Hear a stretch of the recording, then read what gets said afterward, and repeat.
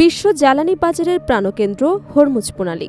প্রতিদিন লাখ লাখ ব্যারেল তেল এই জলপথ পেরিয়ে পৌঁছে যায় বিশ্বের বিভিন্ন দেশে। তবে এরই মধ্যে মধ্যপ্রাচ্যের আকাশে ঘনিয়ে এসেছে যুদ্ধের কালো মেঘ। যেন সেখানে আবারও তৈরি হয়েছে নতুন উত্তেজনা। একদিকে যুক্তরাষ্ট্রের নতুন সামরিক অভিযান, অন্যদিকে ইরানের পাল্টা হুঁশিয়ারি ও প্রতিশোধমূলক পদক্ষেপ। সব মিলিয়ে পরিস্থিতি ক্রমেই জটিল হয়ে উঠছে। এমন অবস্থায় বিশ্বের অন্যতম গুরুত্বপূর্ণ এই সমুদ্রপথ হরমুজ প্রণালী বন্ধ করে দেওয়ার ঘোষণা দিয়েছে তেহরান। শুধু তাই নয়, মার্কিন সামরিক ঘাঁটিতে ব্যালিস্টিক ক্ষেপণাস্ত্র হামলা চালিয়ে বড় ধরনের ক্ষয়ক্ষতির দাবিও করেছে ইরান। ফলে প্রশ্ন উঠছে, এ কি শুধুই শক্তির প্রদর্শন, নাকি মধ্যপ্রাচ্যে আরও বৃহত্তর ও ভয়াবহ সংঘাতের দিকে এগিয়ে যাচ্ছে? ডোনাল্ড ট্রাম্পের সাম্প্রতিক কঠোর হুঁশিয়ারির পর নতুন করে ইরানের উপর হামলা শুরু করেছে যুক্তরাষ্ট্র। এর জবাবে ইরানের ইসলামিক রিভলিউশনারি গার্ড কর্পস বা আইআরজিসি হরমুজ প্রণালী বন্ধ করে দেওয়ার ঘোষণা দিয়েছে। তাদের দাবি, পরবর্তী নির্দেশ না দেওয়া পর্যন্ত এই প্রণালী দিয়ে কোনো ধরনের তেলবাহী কিংবা বাণিজ্যিক জাহাজ চলাচল করতে পারবে না। আইআরজিসি তাদের সরকারি টেলিগ্রাম চ্যানেলে প্রকাশিত এক বিবৃতিতে জানিয়েছে, চলমান অস্থিতিশীলতা এবং নিরাপত্তা ঝুঁকির কারণে এই সিদ্ধান্ত নেওয়া হয়েছে।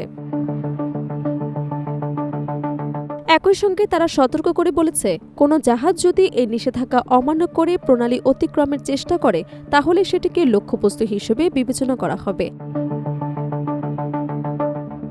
বিশ্বের মোট সামুদ্রিক তেল পরিবহনের একটি বড় অংশ হরমুজ প্রণালী দিয়ে সম্পন্ন হয়। ফলে এই রুট বন্ধ হয়ে গেলে আন্তর্জাতিক জ্বালানি বাজারে ব্যাপক প্রভাব পড়তে পারে বলে আশঙ্কা করছেন বিশ্লেষকরা।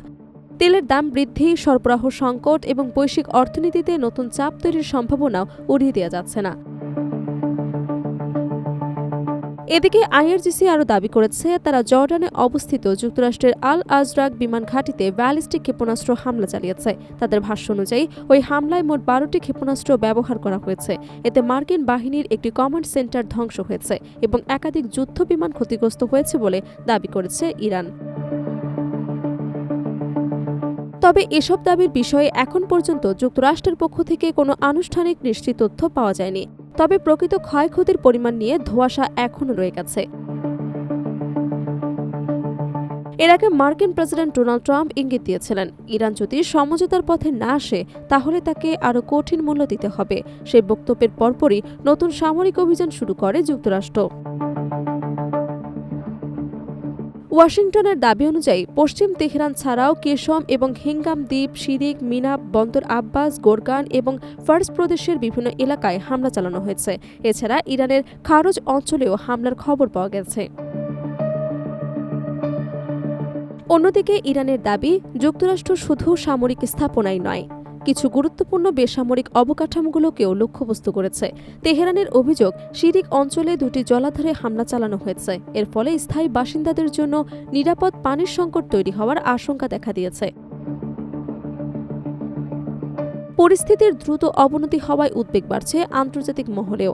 মধ্যপ্রাচ্যে নতুন করে বড় আকারের সংঘাত শুরু হলে শুধু আঞ্চলিক নিরাপত্তাই নয়, বিশ্ব অর্থনীতি এবং জ্বালানি বাজারও মারাত্মকভাবে ক্ষতিগ্রস্ত হতে পারে বলে মনে করছেন বিশেষজ্ঞরা।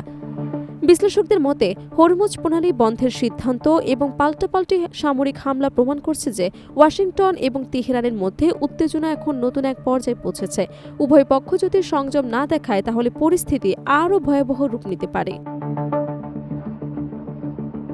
ফলে এখন সবার নজর যুক্তরাষ্ট্র এবং ইরানের পরবর্তী পদক্ষেপের দিকে। কারণ মধ্যপ্রাচ্যের এই উত্তেজনা শুধু দুই দেশের মধ্যে সীমাবদ্ধ নয়, এর প্রভাব ছড়িয়ে পড়তে পারে পুরো বিশ্বে।